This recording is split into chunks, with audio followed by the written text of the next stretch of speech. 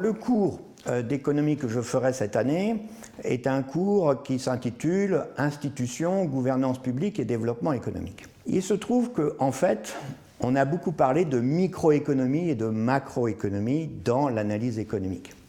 Or, il y a un vide. Il y a un vide. Ça ne sert à rien que les pays en développement fassent des efforts en politique macroéconomique, de relance ou d'investissement, s'il n'y a pas d'institution derrière.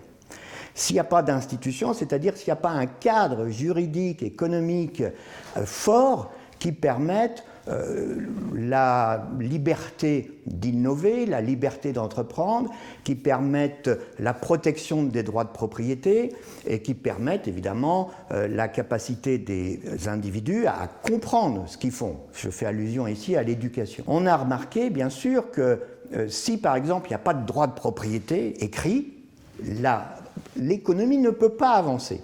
Or, comme vous le savez, il y a beaucoup d'économies, beaucoup de pays qui sont plutôt dans du droit oral et dans du non-droit de propriété, en tout cas dans du non-respect des droits de propriété et dans l'incapacité d'établir des contrats entre les individus et les institutions.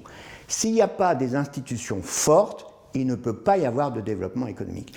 On a souvent parlé des défaillances de marché. On dit « Ah oui, mais le marché, ça ne marche pas parce que les entreprises sont des grands monopoles ou ça ne marche pas parce qu'on veut faire du surprofit et on ne s'intéresse pas au développement. » Mais au-delà de ces défaillances de marché, on sait comment les réguler. Par un système de régulation de la concurrence, par exemple, par un système justement de respect des contrats. Mais au-delà des défaillances de marché, il faut aussi parler des défaillances des États.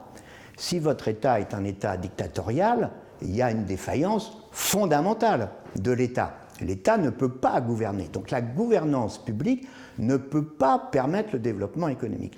Donc c'est tout à fait intéressant de regarder en opposition ce qu'il y a comme défaillance du marché et comment on les a réglées dans les économies développées, et ce qu'il y a comme défaillance de l'État, par exemple la corruption, et comment on n'arrive pas à les régler éventuellement dans les pays en développement et comment on a de la peine parfois à les régler dans les économies de marché.